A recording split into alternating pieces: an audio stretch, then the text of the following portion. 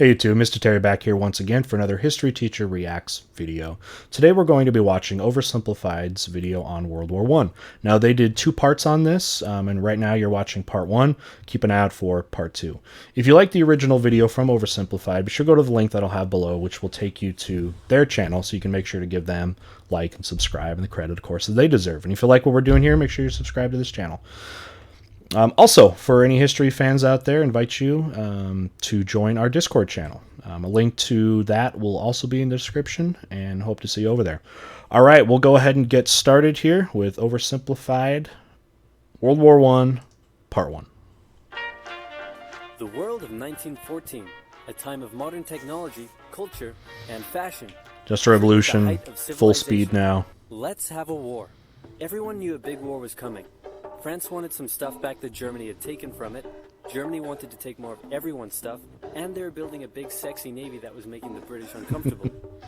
These two empires thought they were really cool, but lots of different people who lived there didn't think it was so cool. And some of them had... Austria-Hungary and Ottoman Empire have two of the most diverse empires in the world at this time, along with the Russians. And diversity with that can be hard because you had so many little groups out there that if they're not happy, can cause problems for the empire. Had even been declaring independence with help from Russia. Everyone was talking about each other behind each other's backs.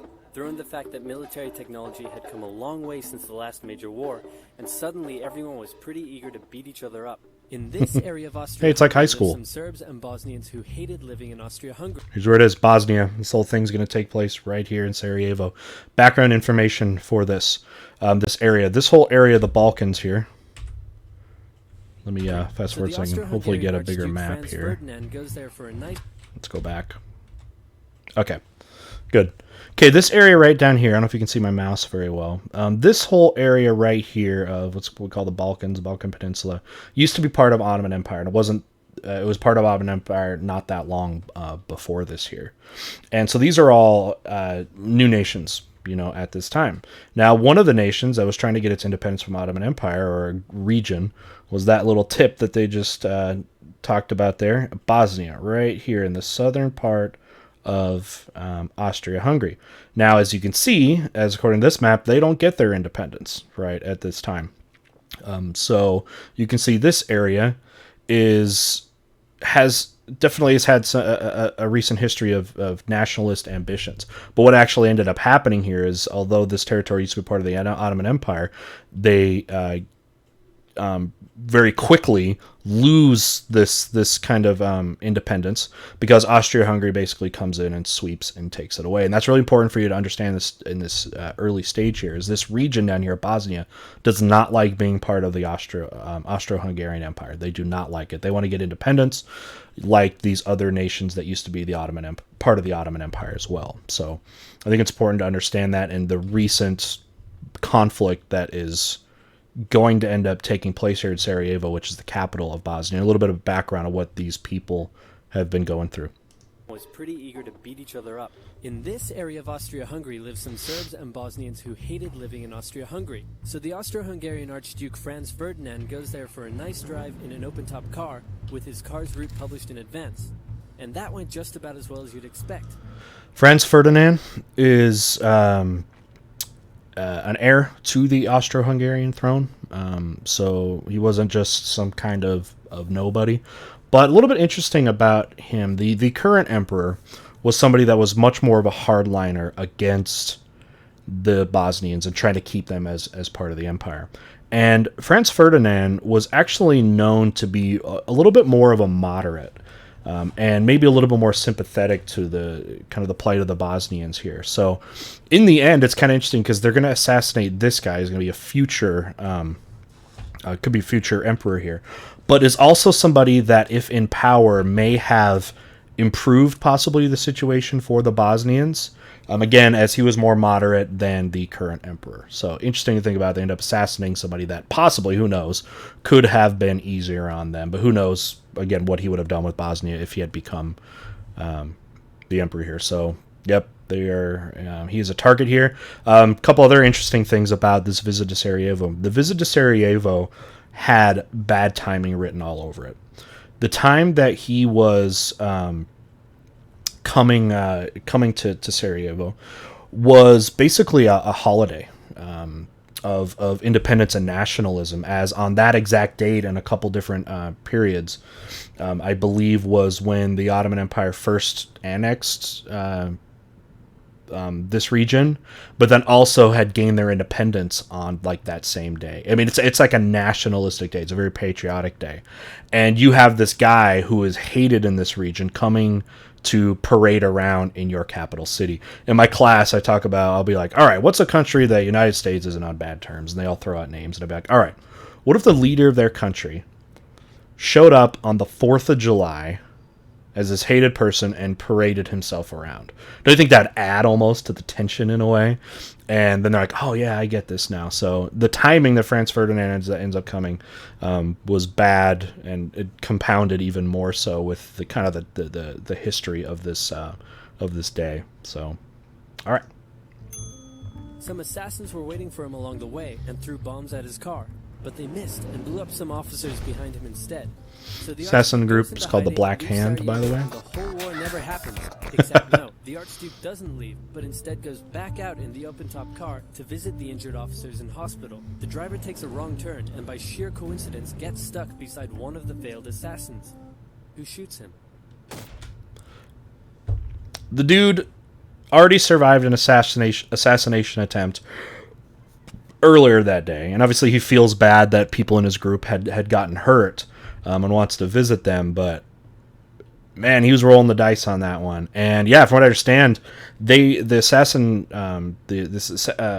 group, the Black Hand, had plotted all this out, and they had, thought they would find the place that he would be at, and you saw earlier they tried this assassination attempt, and of course it failed, and they'd given up on the day. They're like, all right, I guess this isn't going to happen. So they give up on the day, and some of them had went out to lunch that day at a cafe there in Sarajevo, and I believe they're eating lunch or whatever, and then they leave, and then lo and behold, the Emperor's coming down the street again, and they're like, wow, this must be fate, right? So Gavrilo Princip is the Bosnian teenager, I believe he's about 19, I think at this time, is the one that found himself in the situation that he was able to come out. Archduke is there, talk about wrong place at the wrong time, and shoots the guy right there in cold blood.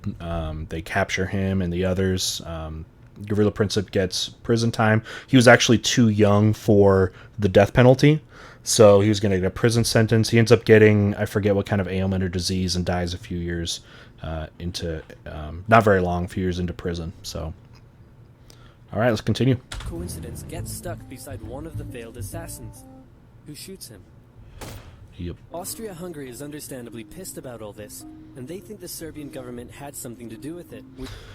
So yes, the Austrians think that the Serbian government was possibly behind this, and like it was actually like a government plot here, right? Because in Bosnia there are a lot of Serbs.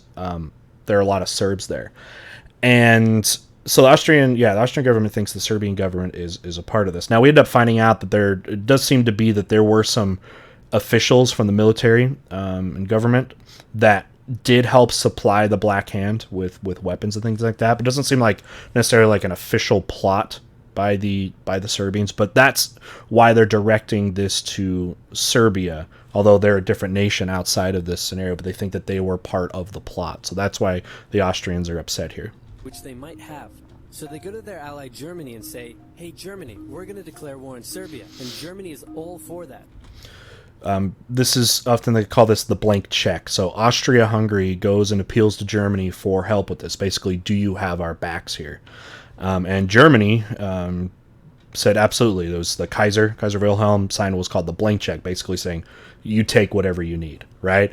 And Austria took this, I think, as like a message that Germany almost wanted them to go to war, although that may not have been like the official policy for Germany, but it sure made it look like that. So that gave, I think, extra courage for the Austrians to put more pressure on the Serbians here. So possibly a miscommunication there. So Austria-Hungary sent a big list of impossible demands to Serbia, and when Serbia refuses, they declare war. Okay, I know I'm stopping a lot here. I'm sorry. It's important, I think, that if you want to study more about this, go ahead and look up the ultimatum, the list of demands that Austria sent to Serbia. There's not that many of them. But without going into all of them point by point here, because definitely look into that. One of the topics, or one of the things that people talk about is this ultimatum had some like terms that would be very difficult for Serbia to actually accept.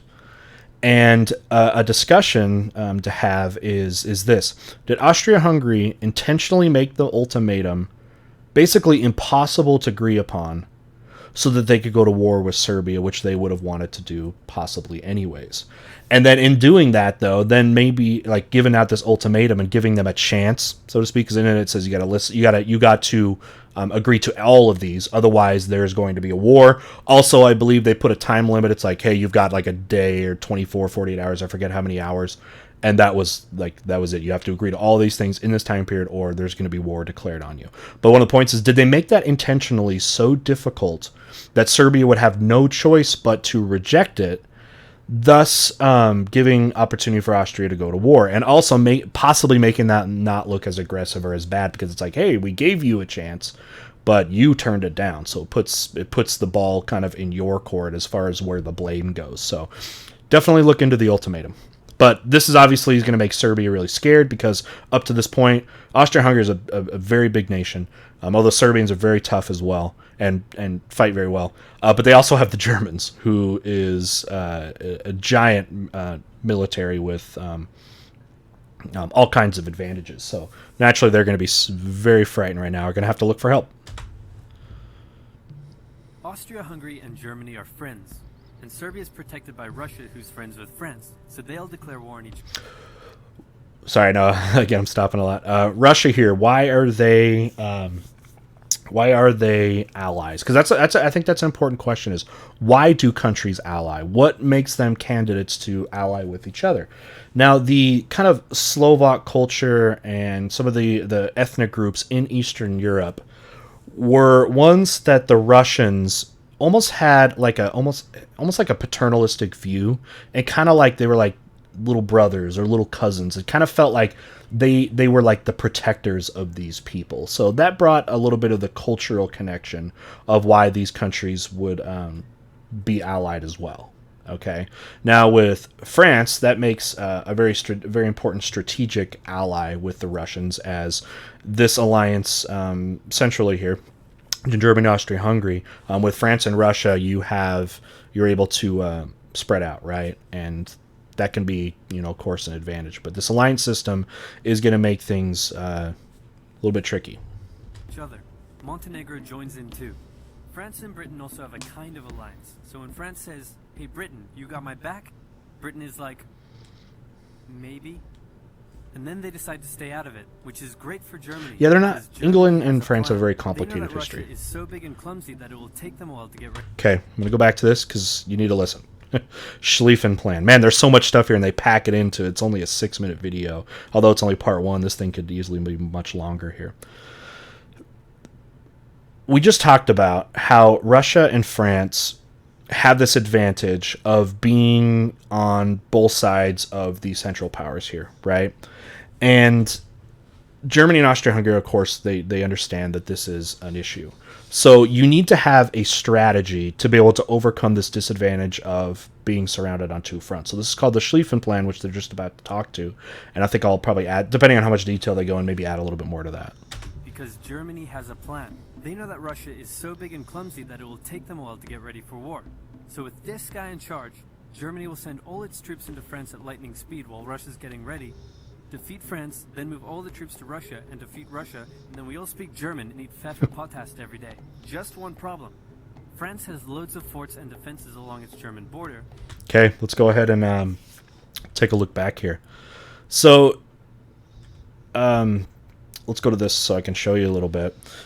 So the Schlieffen Plan, again, is this idea to make the best out of the bad scenario that the Germans are in here, that they are basically surrounded here.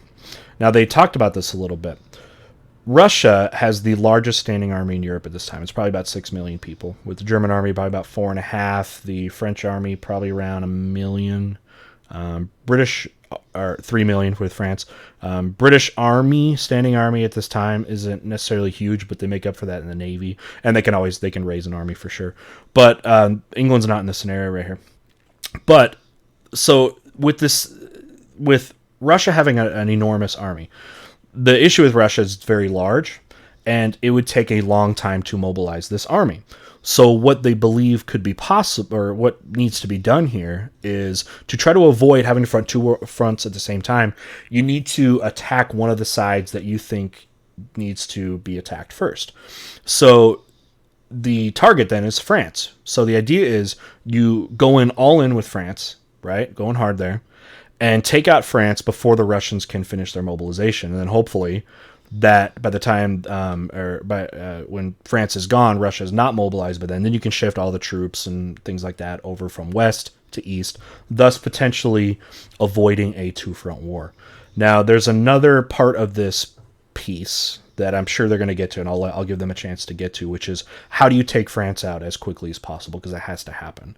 You already saw, they showed you right here, that France definitely has a ton of fortifications. France and Germany had been on the brink of war for the whole for years up in this early part of the 20th century. So they are, prepared here. So let's see if they go into the strategy for that. And Germany can't waste any time fighting them, so Germany decides to go around them. Yep, Through there Belgium. you go. Belgium is neutral, but Germany wants to march 750,000 troops through it to get around France's defenses. They're hoping Belgium will just kind of sit down and shut up, but they don't. They fight back, and they're pretty good too, so they slow the Germans down. What's worse is that Britain shows up, and they're pretty pissed that Germany's invading neutral countries. Okay. Yep, that's the point. Crossing or invading across the French-German border would be a very difficult thing. And again, this is a timing thing, right? So the idea of invading through Belgium is promising because it's got the lower land and it'd be far easier to get through. Now, like they said, the problem is Belgium's a neutral country, is not declared on side of this on the side here, and that makes it look really bad what the Germans are doing. I mean, in fact, when they invade Belgium, it villainized the Germans across the international press for sure. Everybody looked at it as a very bad thing that they had done that. Now, the other part of this, because you also have kind of a dice roll here, and it's this. One of the chances you're taking here is with Britain. So it's very clear Britain and Belgium are allies, and Britain, as you've seen thus far, has not declared any war yet or anything like that. But the risk is that if they invade Belgium, that would get the British into the war. So that was a chance that they had to take, because they weren't quite sure if the British would actually do that or not. They thought that maybe even if they invaded Belgium, they would be like, whatever, and so you can see if this works out that way, it could be very beneficial for the Germans. But as you saw, the British do basically take offense to it, and they do join the war. So that dice roll is going to fail. Now, the other dice roll they had already rolled here was with Russia, right? How long is it going to take the Russians to mobilize? And hopefully we find out here. So now Britain declares war on Germany. So Germany push on through Belgium and commit some atrocities along the way. Very they brutal. also wear spikes and sometimes skulls on the uniform. So if you're trying to not look like the bad guys, good job. The Allies have a propaganda extravaganza, Yep. and this starts having an influence around the world. Really villainize the British, or the Germans. US President Woodrow Wilson sees himself as a bit of a Jesus figure and spends most of the war trying to get everyone to just hug it out. But there's also a large population of ethnic Germans living in the United States, and when the war first broke out, Makes they were them like, look bad. Yay, Germany. But now that But they're now. committing atrocities in Belgium, they're less enthusiastic. Let's play Yay, Spot the Germany? French Soldier. Yeah. Did you see him? Easy, right? He's wearing a bright blue uniform with red trousers. And do you know who else spotted him easily too? The Germans.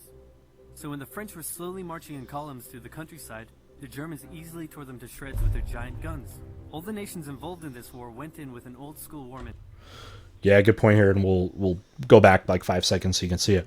Because why? Why would France go into this war, dressed like that, bright blue and red? Now you have to understand, times are changing here militarily, big time.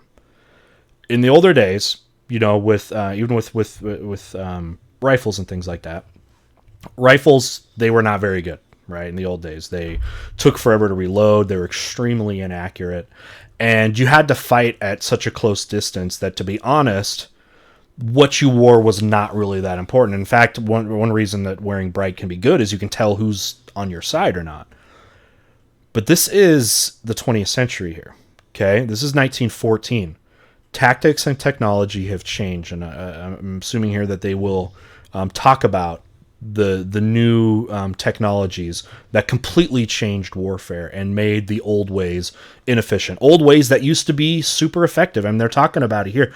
Look at these old ideas of what war was like through so much of human history, right? Up until this moment. The idea in the first one of what war was. War was seen by many and preached as something that was adventurous. It was glorifying, right? And it was generally good for your country and these sort of things. Now, I can tell you that whole first line here, war is an adventure, that dies with World War I. That will not be a thing. Now, the other thing, bayonet charges, they're cool. It was part of the glory to do these charges, which is so much of what war was like in human history, is you do this charge, this glorious charge, and you all go together and you're screaming, and whether you're on the ground or you're on horses with a cavalry charge like this third one here. It was great because it freaked out the other side, and the other side they retreated, and it was like this proud moment here. But what we're going to find out is cavalry charges, when on ground or on horseback, you can't do that anymore because there's some new technologies that will completely blow through that, and you'll see. But yeah, this idea of dying for your country is awesome because of these earlier things here. So you can see this is leading up to being very tough for the French because they are, so many people still believe in these kind of assets here of what war is, and they'll learn from that, especially in the early on. Both sides will, for sure. A lot of this was learning on the fly about how to fight in this new age of military technology. Mentality. The nations involved in this war went in with an old school war mentality. Yep. And all of them had to update their uniforms and tactics a lot during the Great War. No boots. Because this war was going to be like nothing anyone had ever seen Sure. before. Russia's ready for war, and way earlier than expected. Remember the dice rolls? Right? First dice they roll is Russia's going to take a long time to mobilize. Nope. Way faster than anybody expected. And they're not done with France, not even close. The Central Powers here now have a two-front war. So the two dice rolls of Russia again Russia taking a long time, and then also invading Belgium and England maybe, or the British not caring, both of those did not go their way. Austria-Hungary, can you get on top of that? Russia's ready for war, and way earlier than expected. Yep. Hey, Austria-Hungary, can you get on top of that? Oh yeah, sure, we've got this. Nope. So Germany has to send some troops back to the east to defend against the Russians. Yep. Austria can't defend it themselves. The Austro-Hungarian army is this guy, and although he is handsome, he turns out not to be the best military strategist. Austria-Hungary constantly ignores Germany's advice, and then comes running back to Germany whenever they get in trouble. Austria-Hungary even gets its ass kicked by tiny Serbia, who repels all their invasion attempts at the start of the war. It's better news for Germany in the north, though. Well, people know that Serbia did just fine. Back on the Western Front, the Germans continue advancing and are in sight of Paris. At this point, anyone... Okay, it's important to understand. The idea going back here is France needs to fall quickly. So how do you invade France quickly and take them out? Yeah, you go through Belgium. Next thing you do, you've got to get to Paris, right? Paris goes, France is going to be done. I mean, Paris is the epicenter of the country. To be honest, it's really the epicenter of Europe in a lot of ways. So you can see they're going for that. I mean, if you take Paris, it's probably over. And the French have, and with the British now with them, have no choice but to put every possible measure into defending Paris. Lives are just going to be thrown out there, and the amount of killing in this area here is just incredible. Look at the casualties of some of these Battle of the Marne and these places here. That just the casualties per day were just absurd. We'd never seen anything like this in history. But you had to do whatever it took to defend Paris if you're the French or the British here. Wanted to be forgiven for thinking the Germans were going to get that quick victory after all, but then things start to go wrong. The French commander-in-chief knew something had to be done, and he ordered his armies to stop retreating. In the resulting battle, a gap opened up in the German lines. If a gap opens up, the enemy can use it to flank you from the side and behind, so the German armies have to retreat. The Allies launch a counterattack, so the Germans dig into defensive positions. The Allies do the same. Let's remember how close to home this is for the French. Like, if you were from Paris, you could be fighting like 30 miles away from your home. Can you imagine being that close to home and there's just hardly any, buffer to move, right? You have to dig in, literally, like they're doing here, to protect us. Now, trench warfare, as they're about to get into, is not a new thing. Trench warfare has been very effective through the history of warfare. It goes back to those bayonet and cavalry charges, right? You dig your trench out, and then at some point, you all rush it into the enemy trenches. Now, the new technologies of the war here are going to make trench warfare ineffective as anything that can get you any kind of offensive advantage here, as I'm sure you'll see. Then both sides move north, trying to outflank each other along the way. When they reach the sea, they're in a stalemate with trench systems running the whole way from the coast to Switzerland, the beginning of trench warfare on the Western Front. Here's how trench warfare works. Two opposing lines of trenches with no man's land in between. One side would pummel the other with hundreds of thousands of artillery shells, sometimes for days at a time. This had a huge psychological effect on the soldiers, leaving many... Let's go ahead and appreciate the... You guys ever heard of shell shock before? If you wonder what that might look like, probably look at this dude right over here with the sling. Yikes. Shell shock. Then, the attacking troops would leave their trenches and rush across no man's land. A muddy, wet mass of shell craters and barbed wire. It's almost The defending suicidal. trench would unleash machine gun fire on the attackers, inflicting thousands of casualties. The attackers would send wave after wave until either they gave up or the opposing trench was finally overrun. There would be months of fighting and the deaths of thousands in order to gain a few meters or kilometers of land. Okay. So, old tactics versus new technologies equals incredible casualties, right? The old days of, storming the other trench used to be what you did, right? And it was successful. It doesn't work anymore. Why? This thing right here, the machine gun. The automatic machine gun.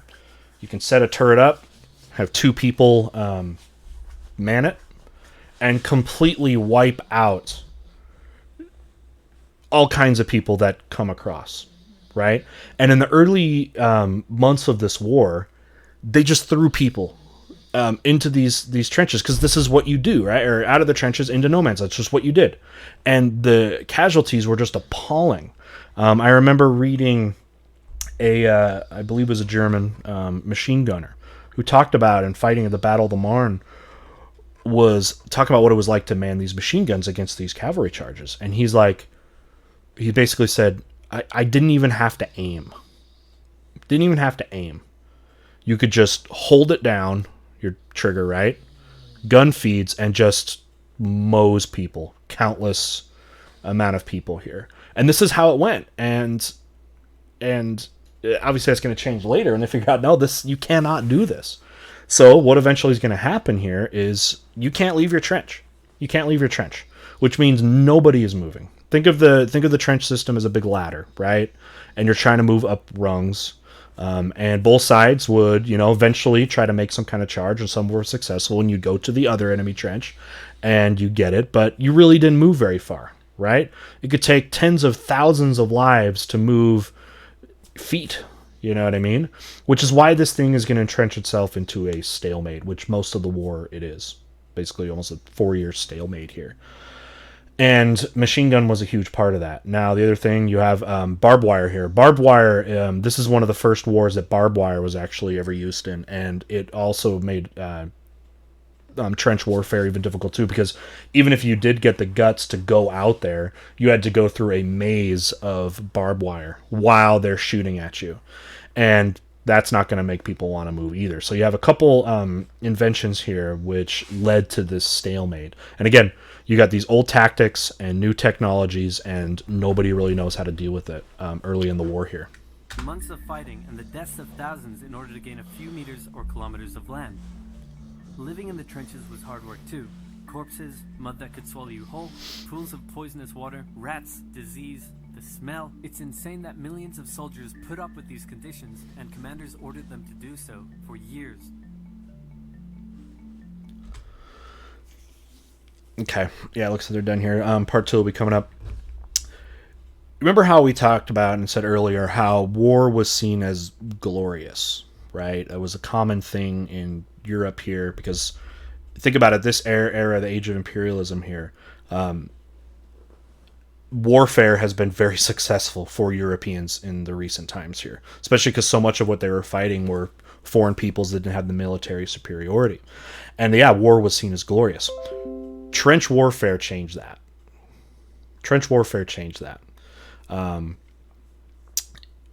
These soldiers found there is no glory in sitting in a trench for months, years potentially, while you're starving, you have a disease and rat infestation.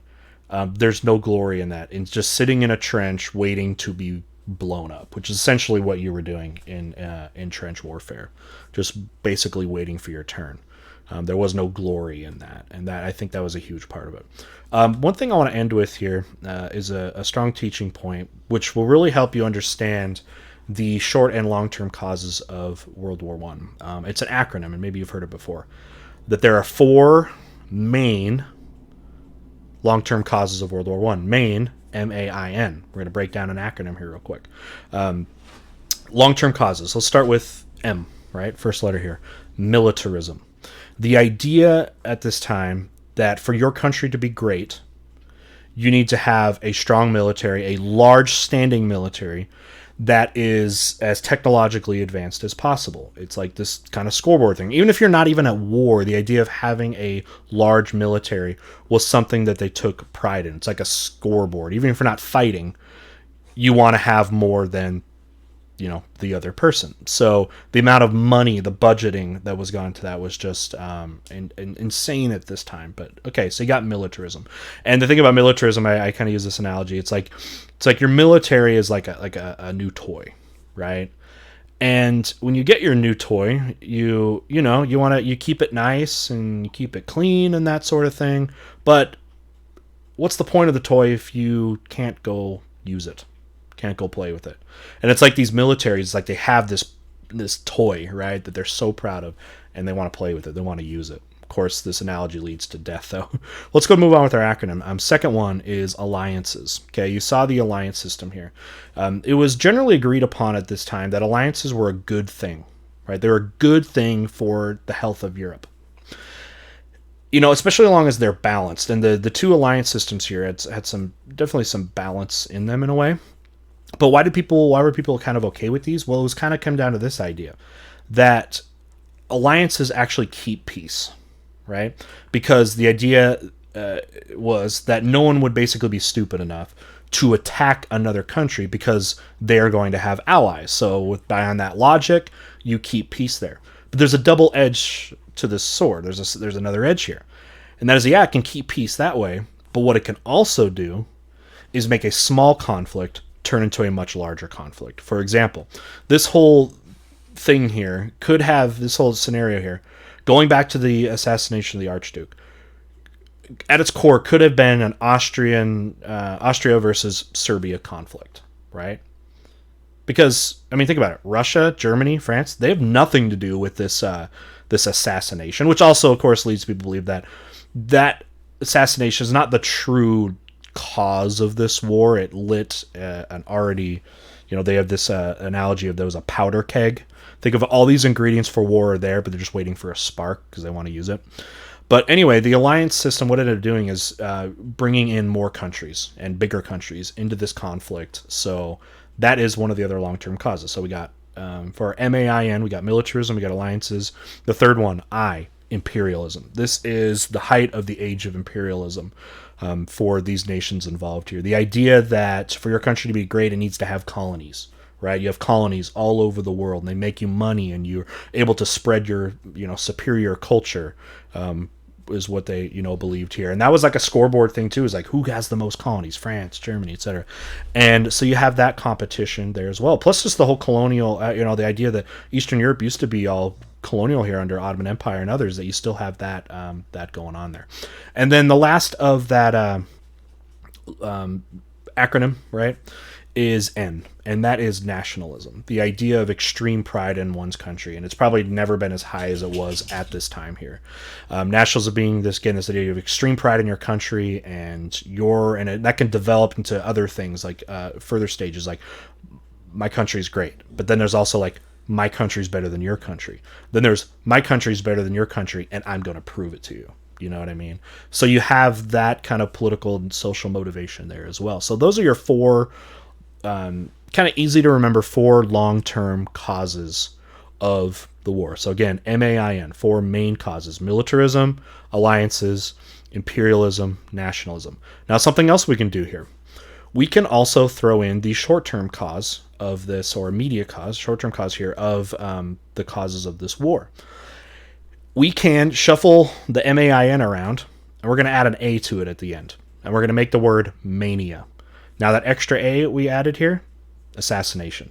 The assassination of the Archduke, which was kind of the short-term lighting of the fuse there. So you history students, you remember that. Main for long-term, mania for long-term, plus short-term. So take that with you. Hopefully it can help you on a test or something, or just go impress somebody with that. So anyways, I wanted to make sure that got in there. I've been wanting to say that. Just wonder if there was a good part for that. But we'll see how that goes here. Okay.